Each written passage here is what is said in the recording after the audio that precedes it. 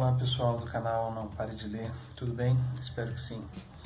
Eu sou o Wellington Oliveira, estou aqui em mais um vídeo para trazer uma resenha ou um comentário de um livro que é interessante.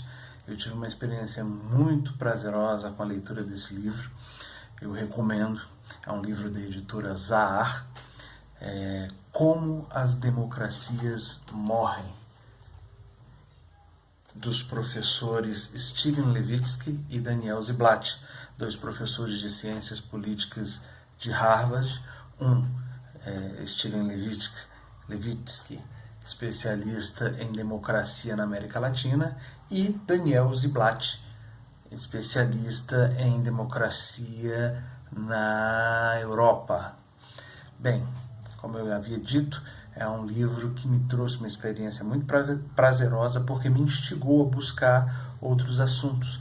Assuntos como Primavera dos Povos, de 1848, Primavera Árabe, mais recente, de 2011, assuntos como a situação política na Tailândia, no Peru, no Chile e, por inferência, porque o livro não trata diretamente da situação política do Brasil, mas o professor Steven Levitsky, em outros fóruns, em outras entrevistas, faz uma comparação entre a situação política dos Estados Unidos e a situação política do Brasil, achando um tanto quanto parecida a situação. Esse livro foi escrito em 2018, começou a ser vendido em 2018, portanto, antes das eleições que consagraram aí no Brasil o presidente Jair Messias Bolsonaro, mas ele toca diretamente na eleição de Donald Trump em 2016. Como as Democracias Morrem é um estudo que trata como o sistema democrático tem sido minado, né? Durante as épocas ou durante o período de Guerra Fria, que era aquela guerra não declarada entre Estados Unidos e União Soviética, as democracias iam morrendo de uma forma, segundo o estudo desses pesquisadores, ia morrendo através de golpes militares, através de investidas dos generais nos países, né, num contexto de Guerra Fria.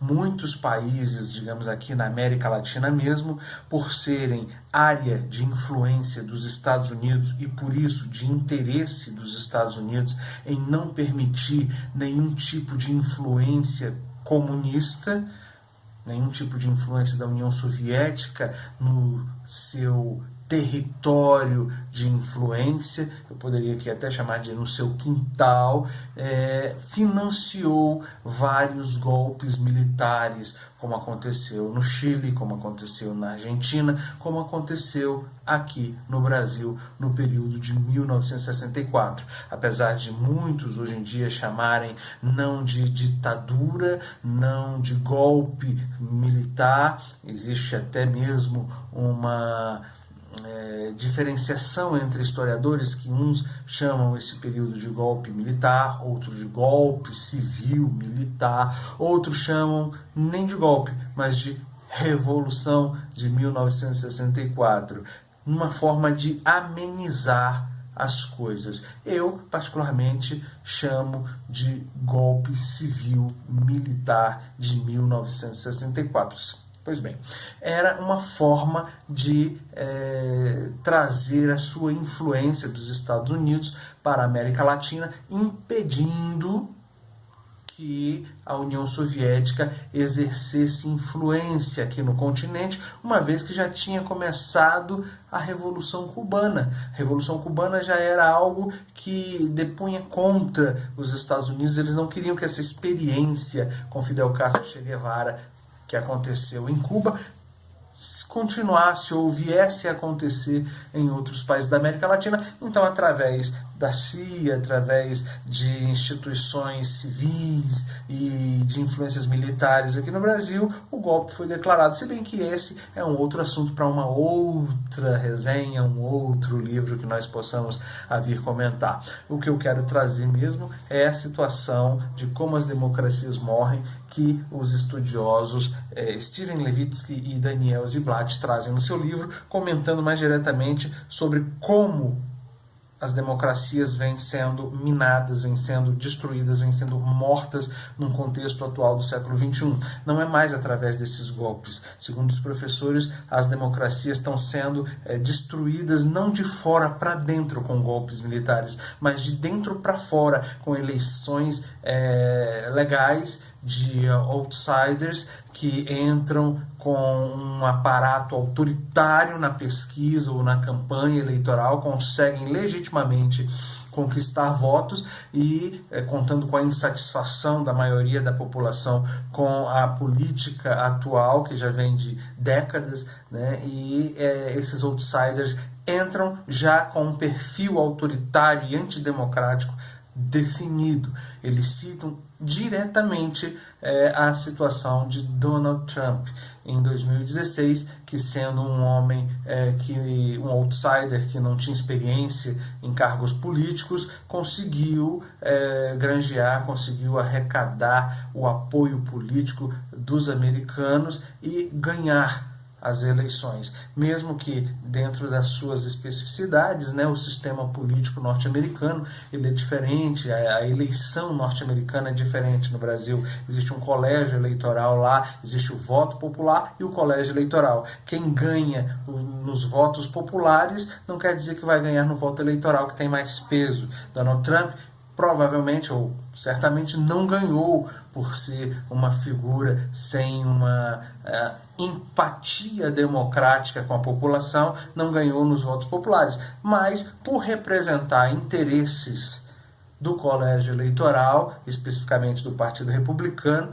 ele conseguiu entrar no pleito, conseguiu vencer o pleito eleitoral, ser eleito presidente dos Estados Unidos, mesmo com várias situações contra ele. Os cientistas políticos, os professores, num dado momento do livro, chegam a citar uma forma de pesquisa que aponta os indicadores de comportamento autoritário que demonstram como uma democracia vai morrendo através da eleição.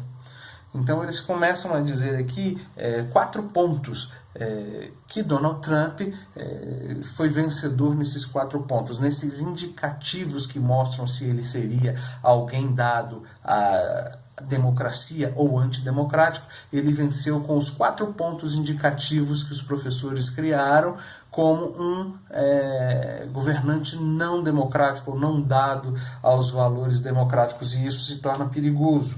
E foi escrito em 2018, como eu disse, esse livro, antes das eleições brasileiras, foi divulgado, e nós podemos não só ver que vale para a eleição de Donald Trump esses indicativos que ameaçam a democracia, para nós também. Deixo a inferência para você, mas eles citam que os 4 pontos que mostram um candidato antidemocrático são esses: rejeição das regras democráticas do jogo ou compromisso débil com elas. Quando o candidato demonstra uma rejeição aos valores, às regras do jogo democrático. Como seria isso? Talvez dizendo que, em caso de perda das eleições, não aceitaria o resultado. Donald Trump fez essa declaração. Talvez aqui no Brasil nós podemos dizer que quando o candidato diz que as urnas eletrônicas são fraudulentas e que ele não aceitará ou não aceitaria a perda das eleições por conta de uma fraude eleitoral por causa das urnas eletrônicas, ele está enquadrado nesse indicativo. Segundo indicativo, negação da legitimidade dos oponentes políticos. Durante a campanha de Donald Trump, ele jogou dessa forma para vencer as eleições, acusando de forma muito grosseira Hillary Clinton, dizendo até que ela merecia cadeia, que ela era criminosa, que ela deveria ser presa, e isso foi rendendo-lhe votos, foi rendendo-lhe simpatia popular. Aqui no Brasil, talvez, metralhando oponentes políticos, dizendo que iria acabar com toda a corrupção e com todos os vermelhos, com todos os oponentes que não são mais oponentes a partir desse momento, são inimigos. Né? Isso é muito perigoso. Isso, com o apoio da mídia, acaba corroendo até mais rápido a base democrática do jogo, né? Ou a base do jogo democrático. Né? Então, quando os oponentes políticos começam a se ver como inimigos mortais a ponto de incentivar a violência, né? Que é o terceiro indicativo, tolerância ou encorajamento à violência. Donald Trump, nos seus discursos, nos seus comícios políticos, incentivava a violência e dizia até que ia pagar advogado para quem ofendesse, maltratasse, ou violentasse os direitos, ou batesse mesmo em alguém que se levantava em prol do Partido Democrata. Lá nos Estados Unidos, a disputa entre republicanos, do qual Donald Trump faz parte, e democratas, que são seus, na época, inimigos políticos e não oponentes políticos. Então, esse incentivo à violência, fazendo comícios, pegando símbolos de violência, pregando símbolos de violência, quebrando placas, metralhando seus inimigos políticos, é um sinal, é um indicativo de um candidato antidemocrata, antidemocrático, alguém que deve ser visto pela sociedade com muito cuidado, como um risco à democracia. Democracia que é um dos sistemas políticos que Winston Churchill, primeiro-ministro inglês da época da Segunda Guerra Mundial, disse que a democracia era o pior regime que existia, exceto todos os outros. Quer dizer, ainda era o melhor sistema de governo, sistema democrático. Precisa de ajustes? Sim, precisa. Não é perfeito? Não, não é perfeito. Mas se não for esse sistema em vias de ser reparado, de ser jogado com regras limpas, se torna algo perigoso buscar um outro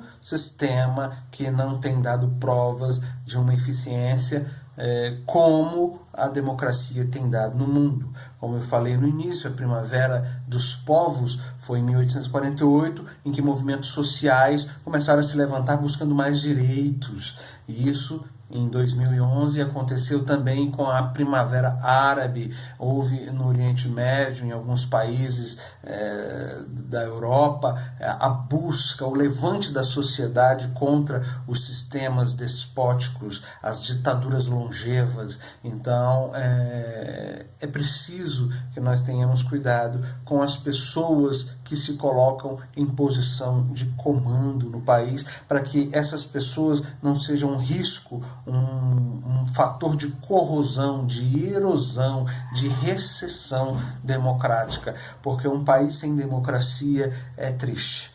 Sem direitos básicos, sem direitos fundamentais, aonde a autoridade política assume o poder sobre a vida das pessoas, poder sobre a vida e sobre a morte das pessoas, aonde o limite ao poder não é colocado, as pessoas que têm mando, que têm direito eletivo, acabam usurpando a sociedade com seus rompantes de excesso de direito. É preciso tomar muito cuidado com isso. O quarto indicativo é a propensão a restringir a liberdade civil de oponentes, inclusive a mídia. O Trump é uma pessoa que usa Twitter, que usa as redes sociais para ir contra o próprio sistema midiático dos Estados Unidos, inventando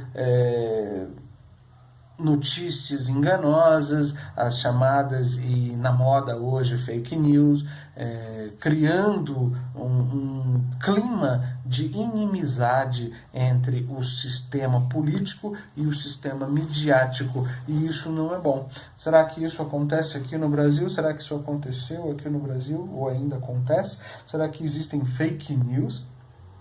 Será que a nossa democracia, que é uma democracia que vem sendo reconstruída a partir de 1985, 86, quando o regime militar teve o seu fim, e será que realmente teve fim? Bem, são perguntas que nós temos que nos fazer. Há bases no sistema político americano de sustentação da democracia. São os pesos, os freios e contrapesos que vêm lá de Montesquieu, na divisão dos poderes, na autonomia dos três poderes, três poderes que se relacionam de forma hegemônica, cada um dentro da sua esfera, agindo de forma equilibrada, nenhum sendo acima ou inferior, superior ou inferior ao outro, mas trabalhando de forma a assegurar as bases democráticas da nação. E esse sistema de freios e contrapesos vai se ruindo quando a autoridade executiva, o presidente da República, o processo político é corroído por essas atitudes excessivas e sem nenhum tipo de empatia com a democracia, lá tem os freios e contrapesos, mas o sistema jurídico pode ser cooptado, juízes podem ser comprados ou cooptados, seduzidos com promessas de poder. O legislativo pode ser comprado, cooptado com promessas de cargos públicos, com promessas de poder, E aqui no Brasil também nós temos essa dificuldade. Talvez até pior, lá nos Estados Unidos são 2 partidos, aqui no Brasil são 35 partidos.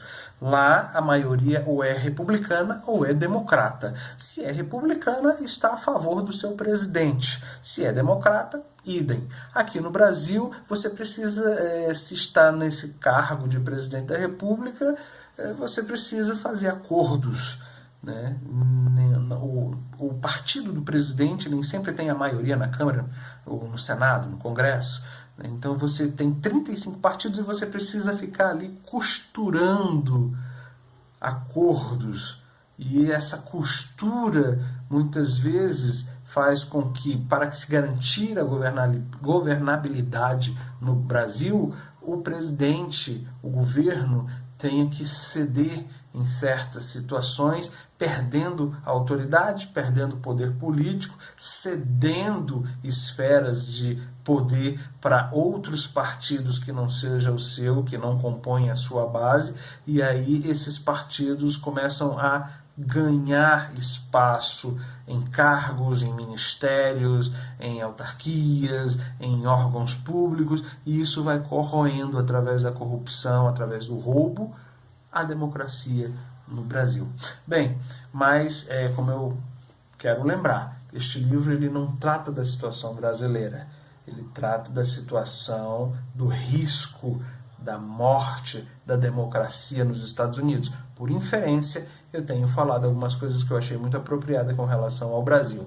Com relação ao Brasil, eu ainda estou lendo e penso em trazer para vocês a resenha, está o Estado Pós-Democrático de Rubens Casara. O nome do livro é Estado Pós-Democrático, Neo-Obscurantismo e Gestão dos Indesejáveis. Aqui já vai falar diretamente com relação à nossa situação. Em Como as Democracias Morrem, os professores falam do risco de morte da democracia.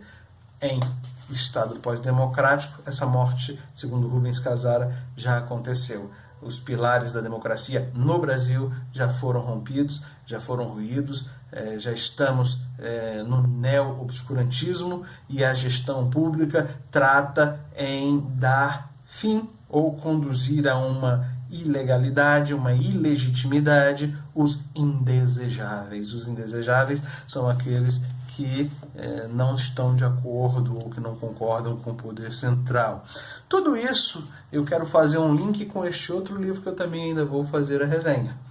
George Orwell, de 1984. Aliás, 1984 de George Orwell. É uma distopia falando sobre um mundo futuro que George Orwell criou, mas que é muito pertinente, porque muitas situações em alguns estados, em algumas épocas, se tornou aí um estado orwelliano, um estado policial, um estado distópico. Será que nós estamos numa distopia política no mundo? Essa é a pergunta que nós devemos fazer. Eu quero terminar esse vídeo sabendo que é só uma palhinha, muita coisa poderia ser falada aqui com relação a esse livro. Talvez eu até venha tocar nele depois, fazendo um complemento de vídeo, talvez não. Mas o importante é que nós, enquanto cidadãos, e cidadão é uma palavra que nós precisamos estudar para saber o que é. Assim como democracia. Eu era adolescente na época, entrando na adolescência, na época de 1985, quando o Estado se tornou uma nova democracia, o Brasil saiu do regime militar, e eu lembro que houve uma grande febre falando de democracia, democracia, democracia, democracia, e até hoje as pessoas não sabem o que é democracia. Cidadão, cidadão, cidadão, você é cidadão, eu sou cidadão brasileiro. O que é uma democracia? E o que é ser cidadão dentro de uma democracia? Talvez sejam as coisas que nunca foram discutidas com seriedade no país, né? O sistema educacional sempre tido em desprezo, os professores sempre tidos como inimigos do Estado, porque detêm o conhecimento, ou pelo menos deveriam deter o conhecimento, e muitas autoridades que querem se apropriar do Estado não querem que os professores tenham um local de preeminência para poder ensinar a população, porque é mais fácil controlar uma população ignorante, é mais fácil controlar uma população que não conhece os seus direitos e os seus deveres. Eu chego como autoridade e imponho o que você tem que fazer e o que você tem que falar, o que você não tem que fazer e o que você não tem que falar, e está feita uma nação subserviente, está feito um país de controláveis, né? Eu acho que nós temos que tomar muito cuidado, a nossa democracia está em risco.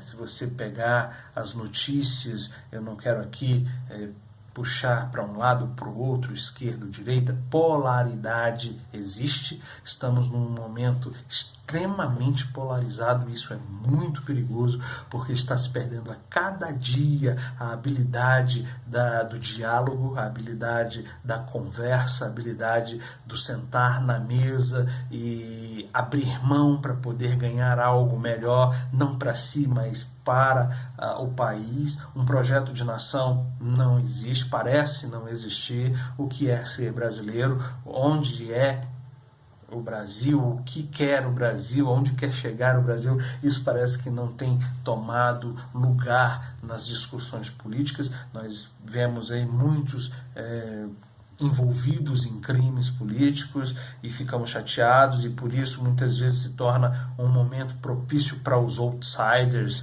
né, as figuras populistas chegarem e dizer: eu vou resolver esse problema, a velha política vai morrer, e na prática nós vemos que esses outsiders que chegam como messias, que chegam como iluminados, fazem as mesmas coisas e talvez até pior, porque vai corroendo o sentimento de esperança no povo, vai tirando o sentimento de esperança, e aí a democracia se torna algo até mesmo não velada, não desejada, mas até mesmo sem conhecimento do que ela pode ser melhorada, que ela morra mesmo.